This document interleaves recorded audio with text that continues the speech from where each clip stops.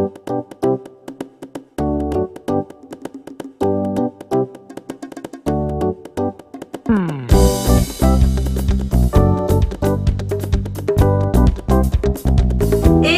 tout le monde, je vous retrouve pour une nouvelle vidéo Storytime.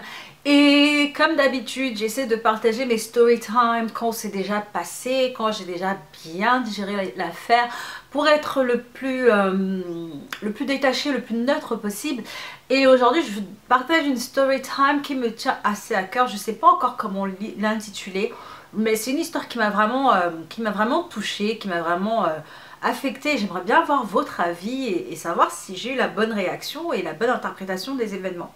Donc quand je faisais mes études, j'ai rencontré une fille qu'on va appeler Sophie. Donc j'ai rencontré une fille qui s'appelait Sophie, ce n'est pas son vrai prénom bien entendu. Et cette personne et moi nous sommes vraiment liés d'amitié, nous étions toutes les deux chrétiennes, nous avons tout de suite accroché, c'était vraiment mon amie à l'école. Et c'est une fille qui a toujours été très encourageante, qui a toujours été très encourageante pour moi, que je voyais vraiment comme une amie chère à mes yeux. Mais avec du recul, je ne savais pas grand chose d'elle en fait. Je ne savais pas grand chose sur elle, je ne savais pas grand chose sur sa famille. Elle n'était pas vraiment ouverte. Elle avait cette manière de me porter de haut, de m'admirer, etc. Mais en réalité, je ne savais pas beaucoup de choses sur elle. Et même quand je posais des questions, je n'obtenais pas de réponse. Étant donné que c'était ma meilleure pote, que je la considérais et tout ça, je me voyais bien. Moi, j'aime beaucoup les voyages. Je voyais bien voyager avec elle, etc. Et je me rappelle qu'un jour, c'est elle-même qui m'a dit « Sister, cette année, ça sera notre année. On va voyager, États-Unis, Canada, Angleterre. En tout cas, c'est notre année pour les voyages. » Moi, c'est pas moi qui ai sorti l'affaire, c'est elle, ok? La première fois qu'on a entrepris un voyage, on s'est dit on va pas aller trop loin, on va aller en Angleterre. On a commencé à faire les projets, etc. Et près de la date, moi j'avais déjà booké mon billet. Moi quand je décide de faire quelque chose, surtout un truc comme l'Angleterre, c'est assez à côté, plus on réserve, moins cher c'est. Étant donné que c'était son initiative, je me suis dit que ça serait bon de son côté. Et proche de la date effective de notre voyage, la fille me dit « Oh là là, sister, je me sens tellement mal, tu as déjà réservé ton billet, j'ai pas réussi à avoir mes vacances de la part de ma patronne. Elle ne veut pas que je parte pendant cette période. » Je lui ai dit « Ah bon, mais c'est étrange, pourtant quand tu m'as proposé de partir, ça avait l'air sûr de ton côté, etc.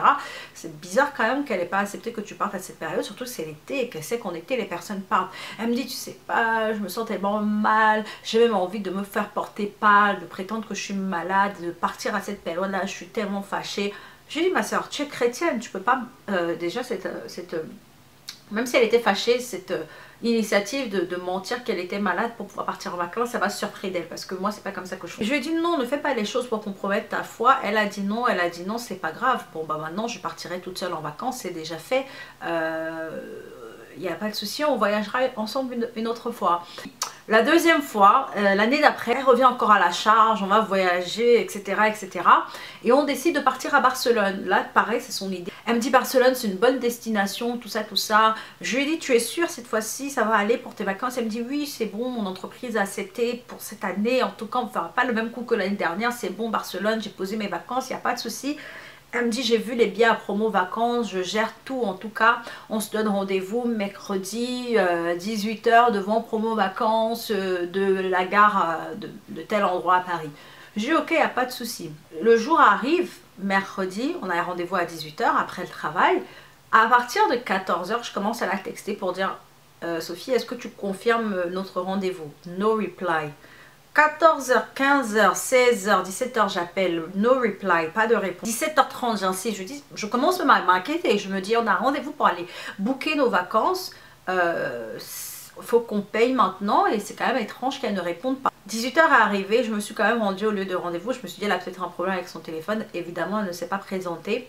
Et quand je vous dis que ce jour-là, elle ne m'a pas écrit pour me dire ce qui s'était passé, le jour est passé, j'ai commencé à me faire toutes les inquiétudes du monde. Comme je vous disais tout à l'heure, je ne savais pas grand chose de sa vie en réalité, je n'étais jamais allée chez elle, je n'avais même pas son numéro de fixe.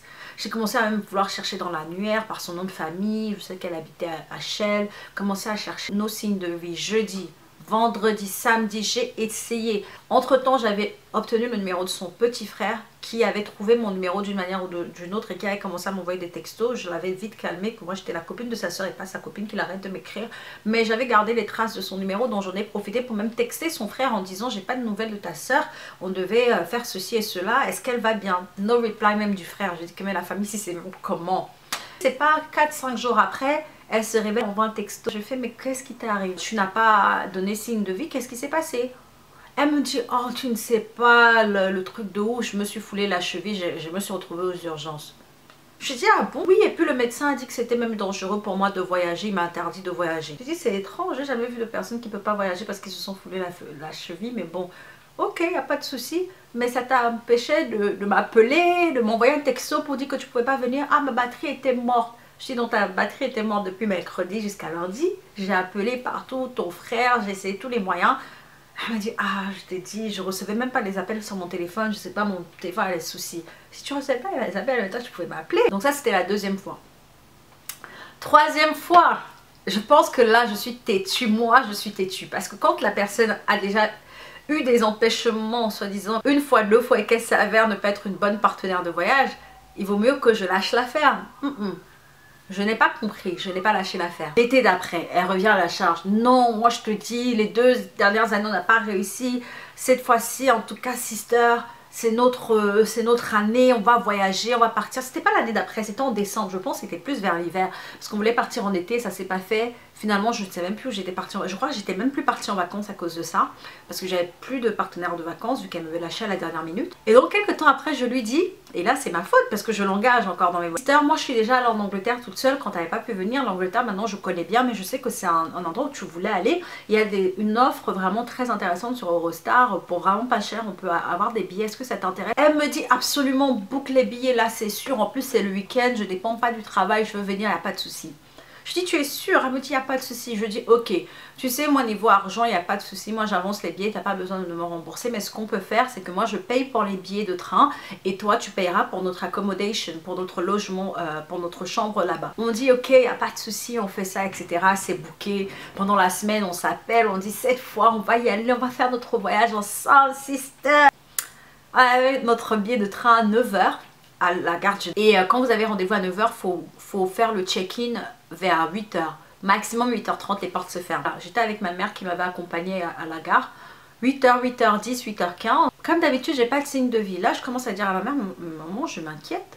On est censé partir à 8h30, finir le check-in à 8h30. Je n'ai toujours pas de signe de vie. Je ne sais pas ce qui lui est arrivé. Elle ne m'a pas écrit, etc. Comme d'habitude, j'écris à la personne aucun signe de vie. 8h30, 8h40, je suis obligée de board dans le train parce que si je ne board pas dans le train va partir. Donc je me dis peut-être qu'elle est en train de courir en retard et qu'elle préfère ne pas décrocher son téléphone et courir à attraper le train. Je monte dans le train, peut-être par chance, une fois que je serai dans le train, elle va réussir à le choper et me rejoindre. C'est moi qui avais les billets, j'ai laissé son billet à ma mère. J'ai dit maman attends là jusqu'à ce que le check-in se ferme. Je dis à ma mère c'est même dommage parce que là si vraiment elle ne peut pas venir étant donné que les billets Eurostar n'importe qui peut utiliser. Je dis maman t'aurais même pu venir avec moi même si t'as pas d'affaires, on t'aura acheté des affaires rapidement là-bas, c'est que pour 2 jours. Vous savez quoi hein, la fille n'est pas venue. Comme d'habitude la fille n'a pas appelé. Elle ne m'a pas donné le signe de vie. Et j'arrive en Angleterre et je lui envoie un message, je dis mais je ne comprends pas Sophie, là ça fait plus d'une fois que tu me fais le coup, mais qu'est-ce qui t'est arrivé? Elle me dit, oh j'étais dans le RER, je n'ai pas entendu mon téléphone sonner.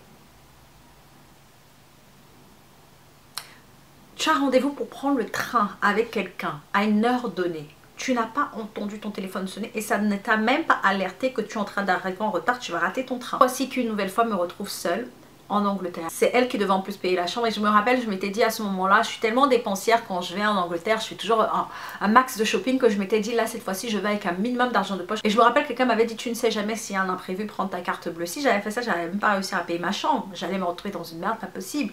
Et donc je suis arrivée, j'ai payé la chambre.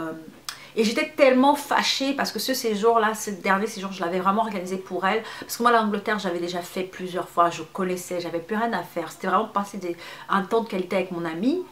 Et je me suis retrouvée dans ma chambre, mais fâchée. Je me suis dit, pas fâchée, mais déçue. Je me suis dit, mais qu'est-ce qui ne va pas avec cette fille? Pourquoi chaque fois qu'on doit voyager, au lieu de me dire qu'elle ne peut pas, elle me fait toujours des plans foireux. Et là, les gens autour de moi commencent à me dire, je sais que tu aimes beaucoup cette fille, mais pose-toi les bonnes questions. Est-ce que c'est vraiment une amie? Est-ce que c'est vraiment quelqu'un de fiable? Est-ce qu'elle ne te montre pas une certaine image et que finalement elle cache des choses? J'aime tellement cette fille, j'aimais tellement cette fille que je la défendais. Je disais non, il doit y avoir quelque chose. Les gens me disaient mais ouvre les yeux, rends-toi à l'évidence, quelque chose cloche avec cette fille et elle ne prend pas ses responsabilités. Et je vous dis, vous savez quand vous aimez quelqu'un, vous préférez vous voyez la face. Donc j'étais toujours là à la défendre. Non, je sais pas, il doit forcément y avoir un truc, c'est pas possible, pas elle, elle m'a l'air vraiment tellement bien cette fille, etc. Et j'ai dû me rendre à l'évidence que quelque chose n'allait pas et qu'elle ne voulait pas pointer du doigt cette chose qui n'allait pas. Donc arrivée là-bas en plus, elle m'écrit, elle me dit j'ai juste raté le train. Elle me dit j'ai été sur le site de revente de billets d'Eurostar, j'ai trouvé un billet, il y a quelqu'un qui va me revendre un billet, je vais pouvoir arriver à 18h. C'est vrai que on devait prendre le train le matin, au moment où on pourra passer la deuxième journée ensemble. Et là je lui dis mais c'est super, je suis plus fâchée. Si tu peux arriver, franchement, j'oublie tout ce qui s'est passé. Au moins, on passera une journée ensemble. Même si la moitié du séjour aurait été n'aura pas pu se passer comme prévu, on pourra passer la deuxième moitié du séjour. Mais est-ce que la fille est venue? 18h, est-ce qu'elle m'a même appelé?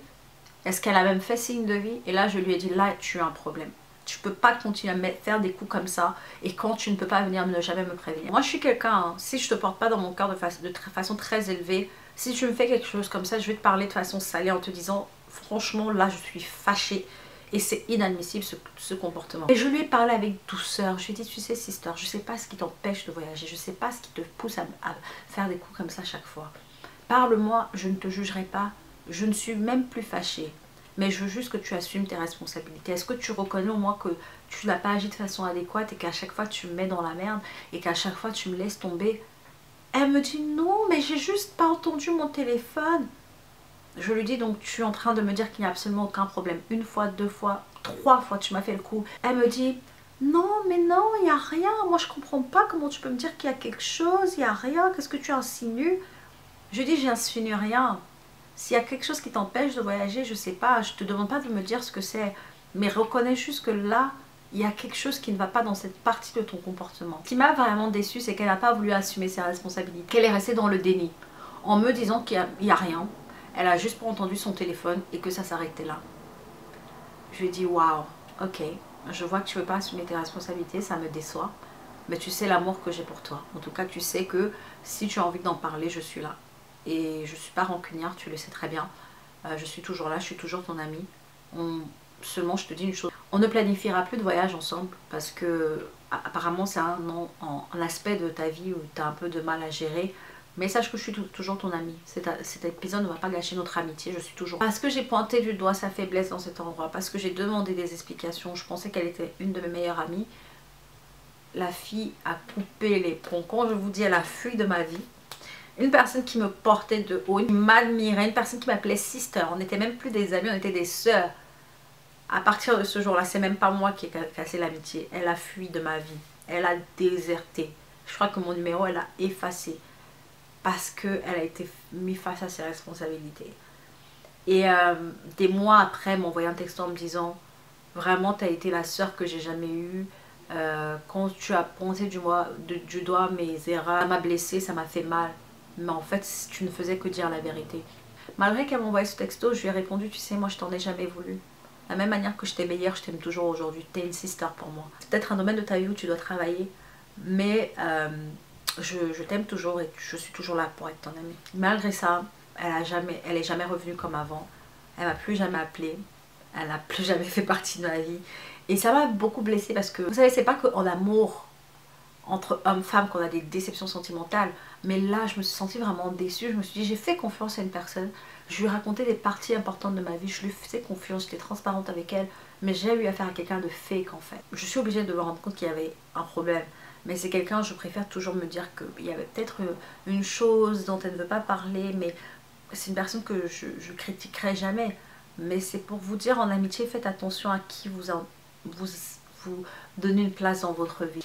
Soyez sûr que vous connaissez les gens que vous appelez amis. Soyez sûr que vous n'avez pas des fake friends, des faux amis qui vous admirent de loin mais qui finalement ne sont pas transparents avec. Quand je racontais cette histoire à des personnes autour de moi, il y a une personne qui m'a répondu, tu sais, j'ai eu exactement le même cas avec une personne avec qui je devais voyager. À chaque fois elle me faisait le coup, elle me disait je suis dans le train. Plus tard j'ai appris qu'elle n'avait jamais quitté chez elle en fait.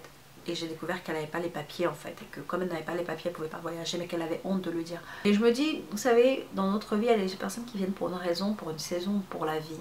Cette personne, je pense qu'elle était venue pour une raison, pour m'apprendre ces choses sur l'amitié, pour m'apprendre à être vigilant, pour m'apprendre à ne pas faire confiance seulement à la surface, à l'aspect extérieur que les gens veulent montrer, mais à sonder plus loin et peut-être même à prier pour ces personnes pour savoir que Dieu révèle l'authenticité de leur cœur et de leur interaction avec nous en fait. Donc voilà, je crois que cette vidéo a été assez longue. Dites-moi ce que vous pensez de l'histoire, dites-moi si vous pensez que j'ai eu tort de penser qu'elle devait prendre ses responsabilités et reconnaître qu'il y avait un problème sur cet aspect-là. Dites-moi s'il fallait tout simplement que je laisse tomber encore une troisième fois et qu'une quatrième et cinquième fois que je voyage encore avec elle ou que je lui donne la même confiance. Dites-moi ce que vous avez pensé de cette histoire et j'espère que cette story time ça m'a plu. Je vous dis merci de m'avoir suivi et à bientôt pour d'autres vidéos. Ciao ciao.